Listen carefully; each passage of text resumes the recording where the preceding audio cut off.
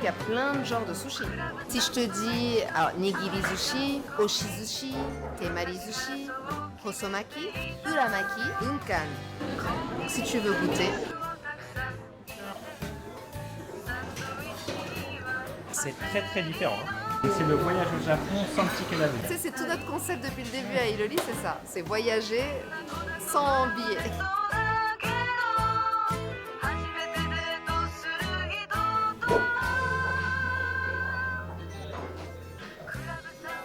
C'est un très très beau plateau de sushi qui vient de passer. Il avait l'air trop bon. Les sushis, même si on dit que c'est hyper régime, etc., parce que c'est censé être du poisson cru avec du riz, sans gras, sans friture et tout, il n'empêche que le riz, il y en a une sacrée quantité, c'est bien compressé. Dans l'assaisonnement, en fait, il y a beaucoup de sucre. Donc, entre les féculents, le sucre, etc., tu vois, c'est pas si régime que ça. Pas si light, mais, Ouais. mais là... Ouais, je sens que tu veux. Ouais. Bon, je vais faire une exception. Ouais, super. Ok, on y va. Est-ce que vous êtes sushi? Ah, sushi. Je ne me nourris quasiment que de ça. Est-ce que tu sais qu'à la base, le sushi, c'est de la street food? À l'origine, au 19e siècle, c'était en fait vraiment de la street food pour les ouvriers. Et c'était en gros du poisson cru ou mariné de la baie de Tokyo qui était posé sur une grosse boule de riz. Tu vois, vraiment, c'était un truc bien énorme. Donc en mode sandwich, quoi, comme un burger. Et voilà, et c'était pour les ouvriers. Après, ça a évolué. En fait, c'est devenu les nigiri sushi comme on les connaît actuellement.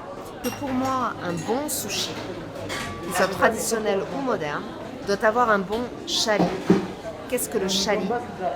C'est la petite boule de riz sur lequel est posé ce qu'on appelle le neta.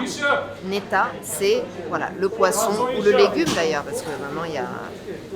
Le neta, c'est ce qui est posé sur la petite boule de riz. D'accord? Donc, au niveau du neta, franchement, au Maroc, on n'a pas de problème. Il y a des poissons très intéressants. Tu vas par exemple avoir une bonite exceptionnelle au Maroc. Tu sais que tu as beaucoup de thon pêchés au Maroc qui partent au Japon direct pour l'exportation. Mais nous, on essaye quand même là, de récupérer des petites choses. Les tombées de bateau. Ouais. Exactement.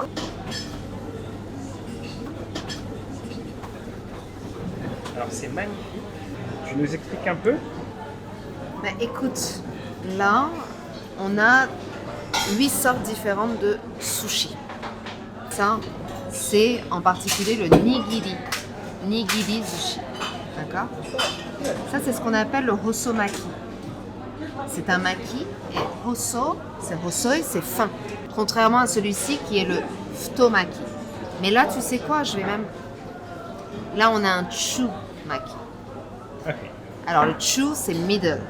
Alors, celui-ci, il est connu en général sous le nom de California Roll, mais il s'agit plus traditionnellement d'un uramaki.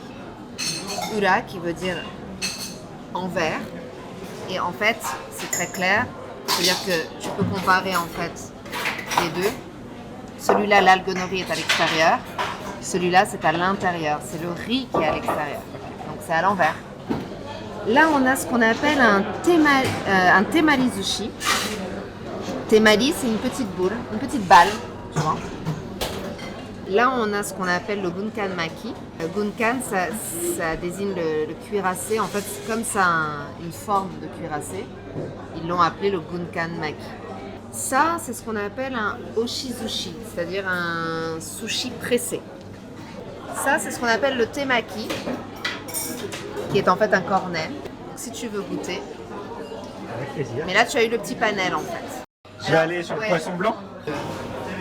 Il y a un petit peu d'œufs de poisson, en fait. Ah oui. Ça donne un sacré peps. On va aller sur les œufs.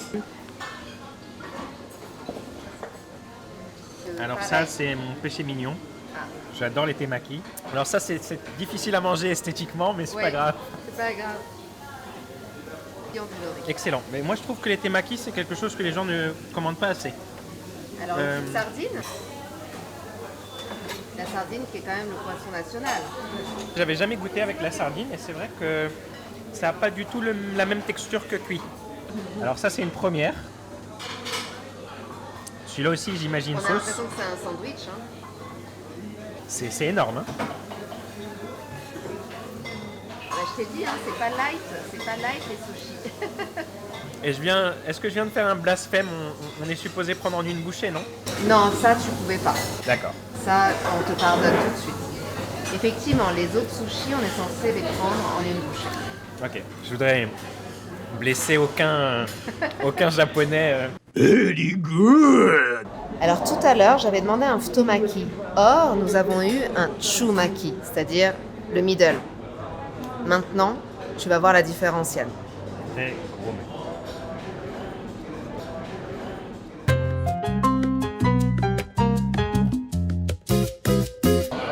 J'ai un super conseil lecture pour toi. C'est une bande dessinée qui a été faite par Francky Alarcon sur l'art du sushi.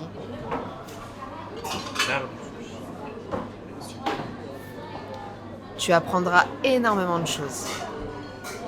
Et de façon plutôt ludique et sympathique.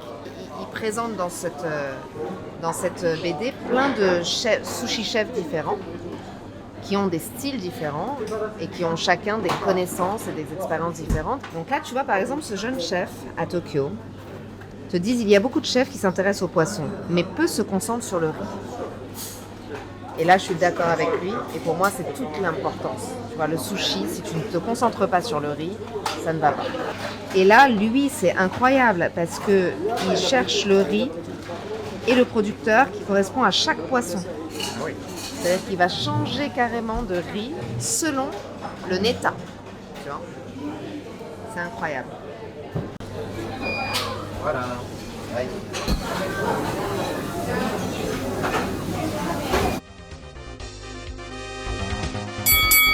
Ok, donc je teste celui-là. Ah, c'est bien. Tu mets la sauce soja sur le poisson. Sur le poisson, toujours. Bravo.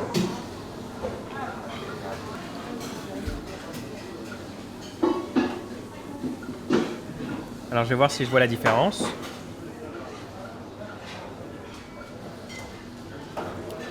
Ah oui, Alors, c'est très très différent. Hein.